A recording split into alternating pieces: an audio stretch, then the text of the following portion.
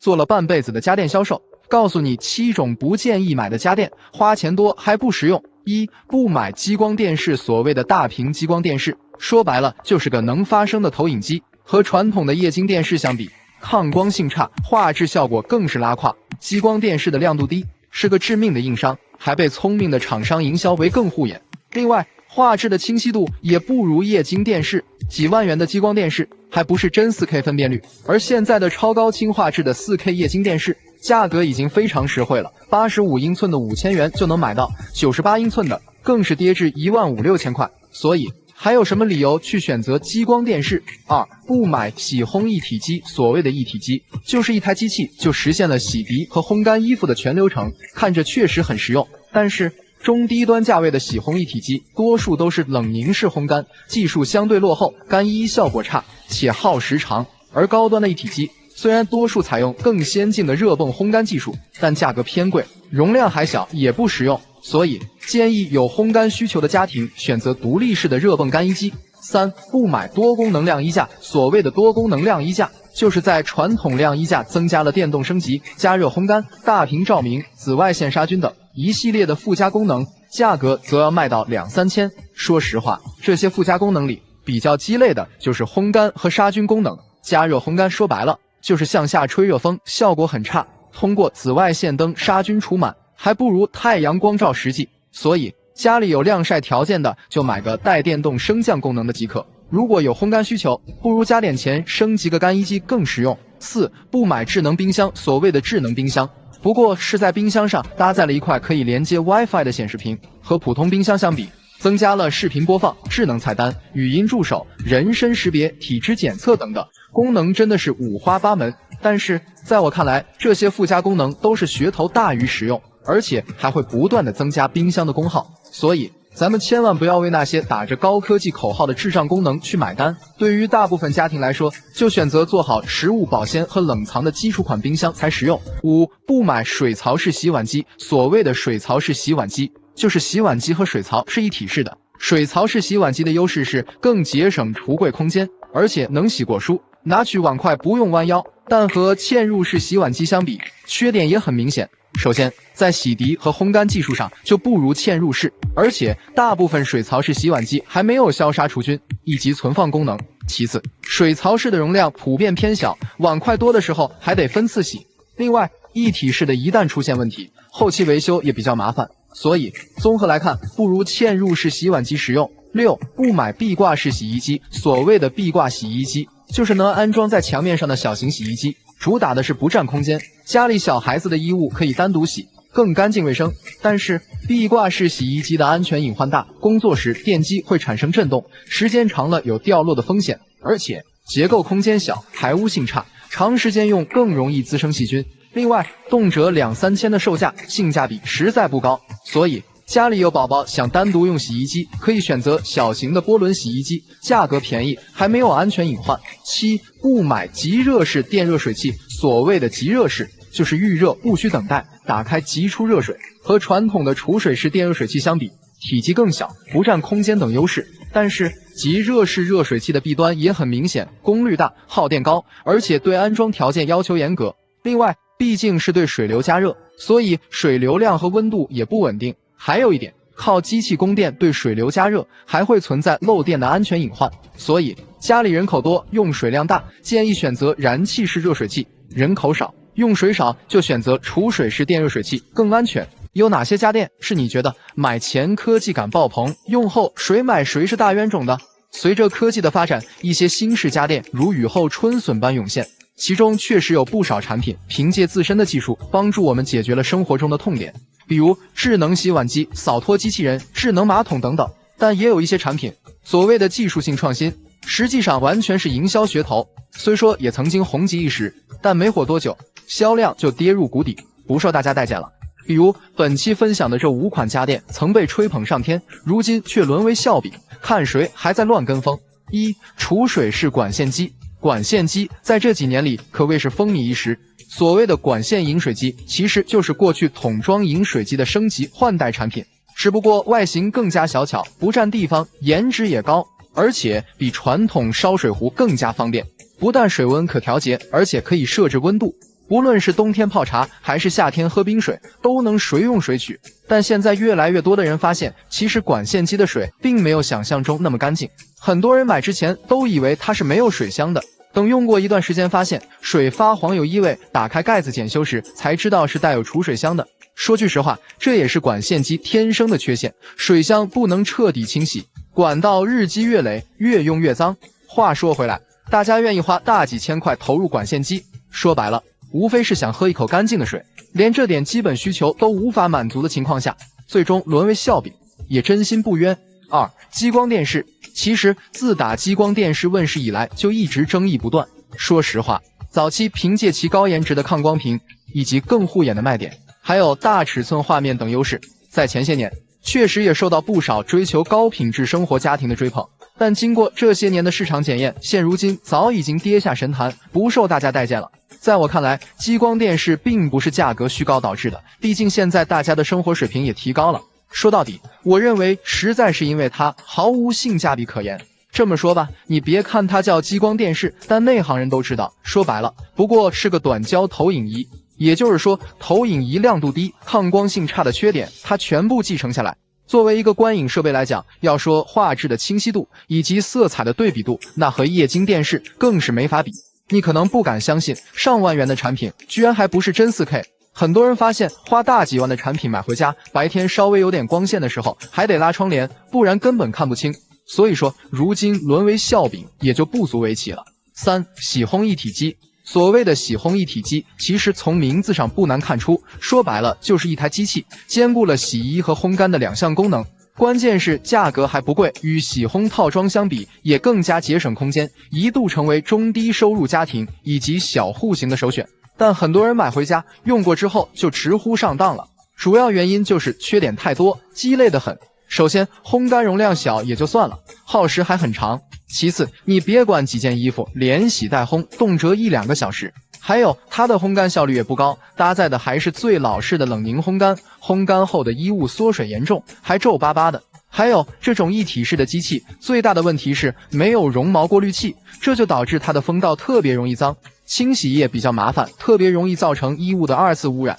这些实打实的缺点也注定了它的落寞，如今也沦为家电行业的笑柄。4. 顶侧双吸油烟机。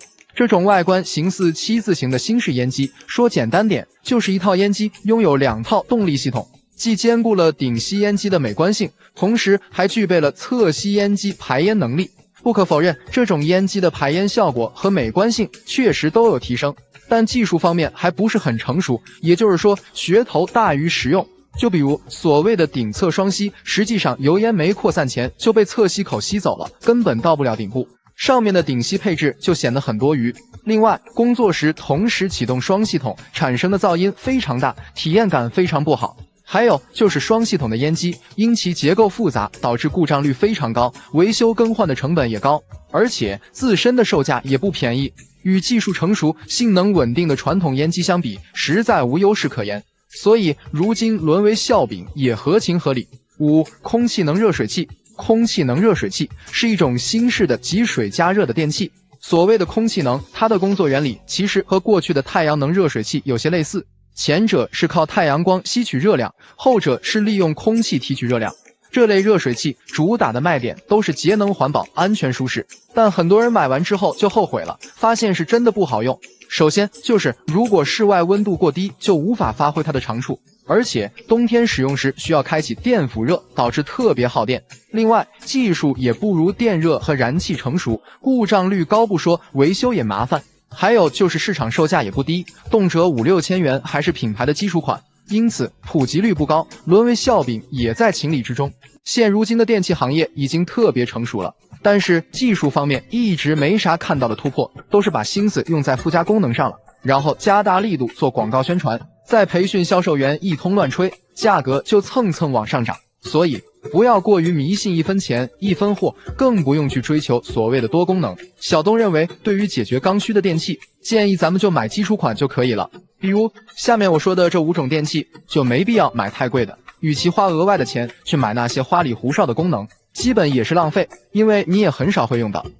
电视机，现在的电视机其实已经不再是家庭的刚需品了，越来越多的年轻人装修时根本不买电视，而是选择用投影仪代替。确实，技术发展到今天都是小屏时代了，人们更习惯用手机追剧、看新闻、看电影。像我家电视基本上已经大半年没开过了，一年到头也看不了几次，买那么贵的，要那么多附加功能有什么用呢？所以买电视机完全没必要花大价钱买太贵的。对于大部分家庭来说，选择个65或75寸左右的，完全可以满足日常家用。对于商家宣传的画质有多好、音质有多高之类的，一般情况下，只要差别不是太大的，咱们基本是分辨不出来的。小东建议，电视机就买个刚需基础款就好，不用太追求最新技术、更多功能啥的。至于音质方面，建议花了几百块买个音响或回音壁，效果绝对要超电视自带的音质。品牌方面，选择国产品牌性价比更高，像 TCL、海信、创维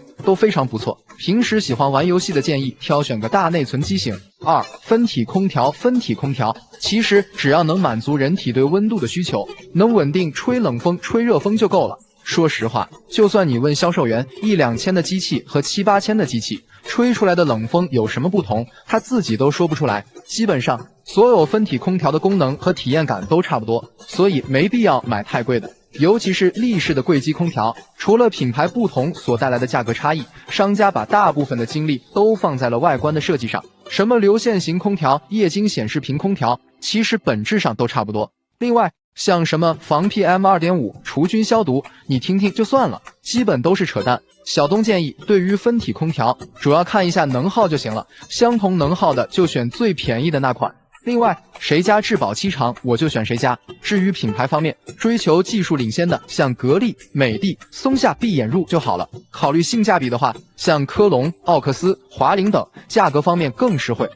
洗衣机，洗衣机已经普及了几十年，技术发展到今天，就算买个几百块的洗衣机，照样能把衣服洗干净，脱水甩干。现在的洗衣机加了一些听起来很高大上的洗涤程序，什么空气洗、丝绸洗之类的，大多是商家为了营销打出来的宣传噱头。你比如说，白衣服你放在里面一起洗，该被染黑的照样被染黑。另外，真要是上万的高档羽绒服，你也不可能舍得扔洗衣机里洗，基本上还是会去专业的干洗店干洗养护。小东建议，咱们买洗衣机选个大容量，买个基础版的就行了，只要是噪音低，能满足洗得干净，它就是个好机器，没必要买那么复杂、那么贵的，功能再多你也很少能用得上。至于品牌，建议优先选择小天鹅、海尔、西门子等，产品性能方面都非常稳定。另外，现在好多推荐洗烘一体机的，洗衣和烘干一次性完成。很多南方的小伙伴因为居住环境潮湿，容易动心，但是实际上这个东西没你想象中那么好用，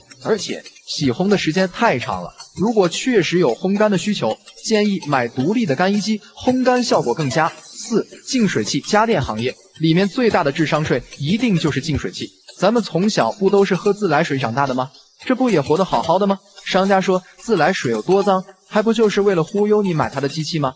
倒不是说净水器就不能买，如果你家水不好喝，有异色、异味、漂白粉味道的，或者是老旧的小区管道老化容易污染的，或者是水烧开以后有水垢，口感不好，想改善口感的，这种情况可以考虑装一台净水器，但一定要买反渗透净水器，因为只有反渗透的净水器才能解决掉这些问题。市面上的反渗透净水器价格从1、2千到7、8千的都有，你要问他俩有什么差异，要我说不一样的，可能就是你交的智商税不一样。说白了，净水器本身都是一样的，都是由这么几个配件组成的，只不过就是零部件的供应商不同而已。有些机器的外壳是定制的，贴上不同的品牌，就堂而皇之的卖高价。小东建议，有需要的朋友建议就买个反渗透机就好了，价格在1000多块钱的，足够用了，没必要多花那么多冤枉钱。当然土豪除外，特别是滤芯，通用滤芯跟专用滤芯滤材是一样的，但是价格的差别却是好几倍。品牌方面可以考虑沁园、美的、安吉尔。燃气灶，燃气灶说白了就是生火炒菜的工具，产品本身就不需要太高的技术含量，燃气灶便宜的才几百块，贵的则要2000多。不同价位的燃气灶仔细对比，你就会发现价格低的燃气灶同样也都是钢化玻璃面板，一级能效，支持铜锁保护、熄火保护等功能，和高端的燃气灶并无差异。当然，燃气灶好不好用，还得看热负荷和热效率这两个性能参数。热负荷决定了火力大小，热效率是保障天然气燃烧是否充分。你要问700-800的燃气灶和2000多的性能参数有什么不同？拿线上不同两个品牌对比，前者热负荷是 5.0 千瓦，热效率是 63%， 后者热负荷是 5.0 千瓦，热效率是 65%， 只是火力大一点，热效率高一点而已。小东建议，综上所述，咱们普通家庭买燃气灶真没必要买贵的，只要是火力大，炉头挑选个耐高温、不易生锈的材质就可以了。另外，记住一点，进风方式选择全进风，好于上进风，好于下进风。至于品牌，建议在那几个专门做燃气灶的大品牌里选就行，比如老板、美的、方太、华帝等，市场占有率高，售后比较完善。好了，生活中还有哪些刚需家电你觉得没必要买太贵的？也来说说你的看法。想要拥有一个精致的家居生活，注定离不开一些实用的小家电。正因如此，很多家庭都很舍得在这方面投入。但是有一说一，好的电器确实可以帮助我们解决生活痛点，但也有一些小家电却是打着高科技的口号来收割智商税的。本期小东就结合网友们的真实反馈，来告诉你6种不建议投入的小家电，劝你别再傻乎乎的搬回家了。1. 豆浆机。当养生突然成为一种趋势时，豆浆机也理所当然地成为了热销品。很多人想着自己榨的豆浆自然要比那些添加大量糖和添加剂的豆浆喝着健康，于是纷纷跟风购买。然而用过之后才发现很鸡肋，远远没有想着中那么好用。豆浆研磨得比较粗糙，口感差也就算了，关键是豆子稍微多点，还容易外溢糊底。另外，豆浆机太难清洁，这也是被大家吐槽最多的地方。因此，随着时间的推移，豆浆机也逐渐跌下神坛，几乎成为家庭闲置率较高的小家电之一。网友@61妈妈，豆浆机功能太单一了，用它打玉米汁根本不行，太差了。打豆浆也是粗不粗、细不细的，过滤麻烦不说，拉嗓子还不香，堪比垃圾中的战斗机。网友家乐乖乖，避雷某阳豆浆机，入手发现真的很一般，豆浆粗糙，必须用过滤网过滤，没有破壁机打出来的香醇，研磨时的噪音还比较大。虽然标注的功能比较多，但基本没啥区别，只是时间长短的不同。自动清洗也形同虚设，根本洗不干净。2. 低糖电饭煲。低糖电饭煲号称是一款脱糖减肥利器，依靠健康养生的宣传口号，吸引了一大批糖尿病患者和减肥人群的芳心。有人说它是黑科技，也有人说它是智商税，那真相到底如何？这种电饭煲真能蒸出低糖饭吗？其实，所谓的低糖电饭煲工作原理很简单，就是过滤掉部分淀粉来达到减糖的目的。但是，通过降低米饭含糖量就能降血糖？答案显然是不可能的。说白了，这完全是偷换概念，就是妥妥的智商税。网友炒麦粉，家人们别再去当冤大头了，这玩意就是智商税，没有用。虽然去掉一部分淀粉，但摄入总量也提高了，最终摄入的热量没有区别。网友小牛，过滤掉米汤，少了淀粉，也少了其他营养素，长期食用低糖米饭可能会导致维生素的缺失。想减肥健身，最有效的方法是用小米、荞麦、燕麦等粗粮代替大米，达到控糖的目的。3. 榨汁机。市面上的鲜榨果汁一杯就要10几块，甚至是几十块钱，价格真的太贵了。于是很多朋友想着还不如自己买一台榨汁机划算，想喝什么就自己榨什么。但等到真正入手时，才发现使用率太低了。原本洗完水果就可以直接吃，现在还要削皮切水果，然后再榨汁，结束后清洗也是相当麻烦。榨汁机里面所有的零件都要一一拆开清洗，最终的结果就是用过几次就闲置吃灰了。网友爱尔兰咖啡，家用榨汁机没想象中那么好，想买的千万要冷静，剥皮太麻烦，有那个时间我都能再吃3个橙了。另外，用它榨成汁起泡沫不说，而且果渣太多了，特别像别人在嘴里嚼成泥又吐了出来。网友史努比的生活听劝，别买榨汁机，鸡肋没用的东西，要吃水果就直接吃，方便又健康。榨汁破坏了水果纤维，让糖更容易吸收，反而容易长胖升血糖。4. 除螨仪。现在网上随便搜一搜，各类除螨仪的宣传铺天盖地，又是紫外线，又是热风，又是拍打的，都是号称可以达到99%的除螨率。最近我有一个朋友，家里的小孩对尘螨过敏，花了快2000块买了个除螨仪，真的是可怜天下父母心。可是这玩意真有他们说的那么神吗？直接说结论吧，大多数的功能其实都是对螨虫无效的。曾经有专业人士做过实验，除螨效果与吸力大小相关，而与紫外线、热风、拍打都无关。说白了，就是大功率的吸尘器比除螨仪效果更好。所以说，如果你花大价钱买个各种乱七八糟功能的除螨仪，那么恭喜你，大概率是被坑了。网友不过敏的老魏，虽然会得罪一些品牌方，但我还是要说实话，买个吸尘器，再买个除螨头，效果远远比大牌除螨仪实用多了，别再多花冤枉钱了。网友月月不绕弯，除螨仪妥妥的智商税，我用了半年了，简直无语的地步，吸尘功能太差了。头发和黑色灰尘颗粒这些完全吸不走，每次还要手动清理一遍，靠它拍打和紫外线完全杀不死尘螨，反而到处飞起，既没效果，浪费时间，还费腰。5. 折叠洗衣机。折叠洗衣机也叫迷你折叠洗衣机，卖点是可折叠，好收纳，不占地儿，号称是懒人必备。但事实上，买过的人基本都后悔了，因为用着太鸡肋了。首先就是容量太小，只能清洗部分内衣和几双袜子，想稍微大点的衣物都是奢求。其次，清洗能力也不够好，说白了就是揉搓力度也太小了，连番茄汁和酱油这种污渍都洗不掉。另外，这种塑料的设计导致见水后按键还常常失灵，还有漏电的风险。网友性感奥利夫折叠式洗衣机，不要被懒人福音迷惑，需要手动加水，排水太慢，内部还容易挂污垢。洗袜子5双封顶多了转不动，每洗一遍还要手动拧水，真不如手洗方便。关键是它竟然还洗不干净，200-300的废物，说的就是它。网友小摩的买之前鬼迷心窍的觉得会很方便，用过几次就发现很鸡肋，盖子松洗的时候水会溅出来，而且全程要自己加水、换水、排水，超级麻烦，甩干也甩不干，几百块的东西懒得退了，就当交了智商税了。6. 电动烘干晾衣架。电动烘干晾衣架其实就是打个高科技口号，收割智商税的产品，不接受反驳。电动晾衣架与老式的传统晾衣架相比，不仅有基础照明，还能电动升降功能，确实很实用。但是那种多功能于一身的电动晾衣架就是妥妥的智商税，什么紫外线杀菌、热风烘干的，看似很高级，实则很鸡肋。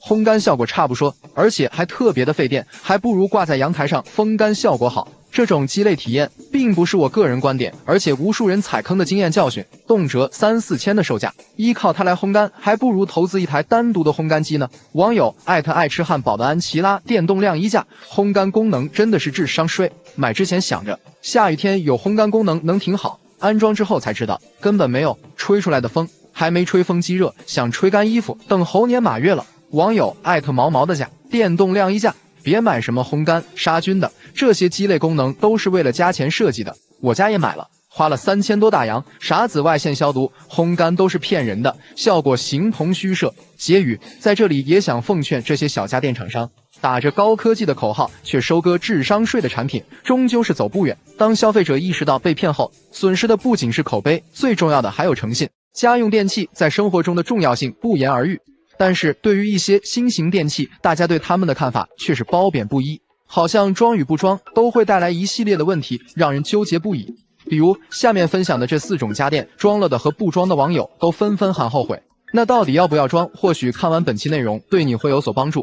1. 净水器。家用净水器号称是可以改善用水水质、提高饮水健康的一种新型厨房家电，也是代表家居生活品质感的电器之一。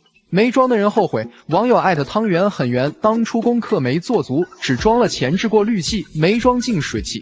前置只是起到初级过滤的作用，过滤出来的水不能直接喝，平时也就拿来洗菜和水果。想要泡茶或者喝干净的水，还得买矿泉水，或者去小区楼下打纯净水，太费事了。装了的人也后悔。网友小妖歪，我家是新小区，又是高层2次供水，担心水质差影响口感，花大几千装了净水器。但说实话，这东西不是一劳永逸的，装了后期还需要维护，滤芯每年都要定期更换，不然堵塞影响水流不说，还会造成2次污染。而且这个净水机还会产生废水，满了之后要人工倒掉，不仅浪费，还比较麻烦。后悔装了净水器，不如喝桶装水方便。小东建议，说实话，绝大部分城市自来水都是合格的，烧开了喝完全没问题。但如果你家水质不好，水垢较多，或者自来水有漂泊粉的味道，那安装净水器很有必要，可以改善水的口感。但也要考虑后期的换新成本，不然买得起用不起，还不如直接喝矿泉水省心。2. 洗碗机号称是缓解家庭矛盾、解放双手的神器，比手洗的干净省水不说，同时还能消毒杀菌，存储碗筷，完全取代消毒柜。没装的人后悔，网友艾特幸福的西兰花，真后悔没有预留洗碗机位置，相信没人会喜欢洗碗吧。我家当时水电结束，想装的时候说不好改了，老公安慰我说他洗，后来啪啪打脸。最近老是刷到洗碗机，提升家庭幸福感，越发的后悔了。装了的人也后悔。网友艾特空空的2030，清洗前摆放是真的麻烦，根本不存在彻底解放双手，稍微放不对就洗不干净。而且别管几个碗，也要听它哗啦哗啦洗1-2个小时，耗时又耗电。关键它还需要额外耗材，什么光亮剂、软水盐、洗碗粉，一个也不能少，可比手洗的成本高多了。入住大半年就用了7、8次，有点后悔了。小东建议，要不要装洗碗机取决于家庭需求，如果人口少，平时也不咋做饭，就没必要装。要是天天在家做饭，碗筷还多的家庭，就非常建议装。这种花点小钱就能解决90%的饭后家务，节省出1日3餐的洗碗时间，洗得干净卫生，烘干后还热乎乎的，简直不要太划算。3. 中央空调制冷效率高，舒适感强，隐藏式安装，装修颜值也高，更节省空间，堪称是提高生活品质感的标配。没装的人后悔，网友艾特向生活比个耶。我家房子本来就小，客厅又多出一个立式空调，占地不说，还很不方便，而且说到底也不如中央空调美观有档次。后悔没装中央空调，这种贵气风感也没办法和中央空调媲美。装了的人也后悔，网友艾特是静静呀，说10个装中央空调的人8个都后悔了，我就是其中之一。花大几万装的品牌中央空调，6匹1拖6，夏天的电费高的着实惊人，一个月基本都在2000度左右。还有中央空调的噪音还大，晚上开呼呼的声音非常明显，而且制热效果也很一般，和普通挂机差不太多，功能又少，维修还麻烦。小东建议，中央空调在装饰上可以与吊顶融为一体，整体美观性绝对更胜一筹。而且出风时不会直吹人，室内温控能力也强，舒适感是柜挂机不可比拟的。但中央空调压层高，维修难，耗电高，噪音大，也是实打实的缺点。所以中央空调更适合安装在大户型或者别墅用户使用。户型小、房间不多的普通住宅，还是使用柜机或挂机，性价比更高。4. 零冷水热水器。什么是零冷水？说的直白一点，就是有了这个功能，热水是即开即热，让你洗澡和淋浴时体验到秒出热水的幸福感。没装的人后悔。网友艾特最爱这小曲，我家热水器安装在厨房，没装零冷水的。厨房水管离得近，差不多10秒内就能出热水，但卫生间离得远，大概1分钟左右才会出热水，等待时间长不说，还浪费水，有些后悔了。装了的人后悔。网友艾特小妮子的家，并不是选了零冷水热水器就可以，还要加装回水管做热水器循环，耗材大，成本高，是跑不掉的。而且想要实现零冷水，前提是要保证水管里一直是热水，所以即使你不用，热水器也会时不时的不停工作，每天听着轰隆隆的噪音声，真的很糟心。同时还要伴随着燃气、电费的成本增加，装了不敢用，也真是心塞又无奈。小东建议，零冷水热水器不是生活的必需品，它是需要花钱来提高生活舒适度的电器。如果你家面积大，用水末端离热水器距离太长，不想冬天遭等待几分钟冷水的罪，建议可以考虑上零冷水。否则房子面积小，或者不介意多等一会出热水的话，不装零冷水省钱。以上这4种家电都是生活中口碑2极分化的电器，有人把它们当成宝，用过直呼真香，也有人对它们嗤之以鼻，用过几次就闲置吃灰了。因此建议大家考虑入手前要权衡好自己的实际需求，别白白花了冤枉钱，交了智商税。家电真的是1分钱1分货，价格越贵越好吗？家用电器是我们生活中离不开的刚需，很多人为了追求高品质生活，不惜重金去购买高端家电，但其实对于大部分家庭来说，很多刚需家电选择基础款就能满足我们的需求，真的不必过分追求高价产品。尤其是一些高端家电，贵并不等于实用，或许仅仅是面子工程而已。比如本期分享的这4种家电，就不建议大家买太贵了，学会理性消费，不花冤枉钱。1. 电视机。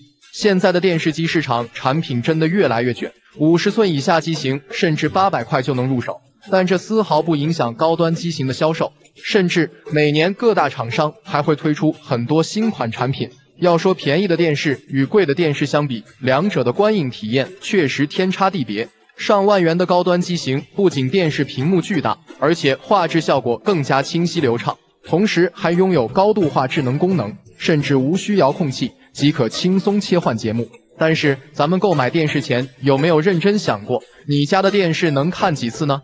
随着电子产品的兴起，现在回到家不是躺在床上刷手机，就是玩电脑、用平板追剧，除非家里人多的时候才会打开电视，烘托一下热闹的气氛。可以说，在大多数的时间里，电视机就是家里的一个摆设。所以，试问你买那么贵的，要那么多附加功能，到底有何用？小东建议，对于电视使用频率不高的家庭来说，选择基础款就好，没必要为新技术、更多功能买单。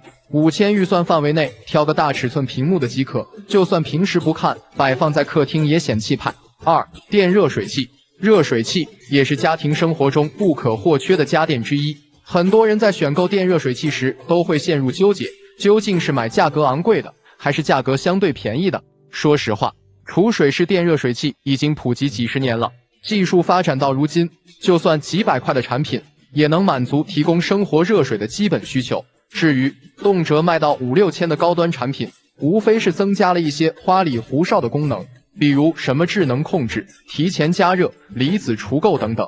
虽说听上去很高大上，却在实际生活中却并不常用。再者说，电热水器的使用寿命仅有8年，不管你材料再好，内胆再优秀，超过年限一样报废。而且从节能省电的角度来说，价格高的热水器因为智能功能多，反而会更费电。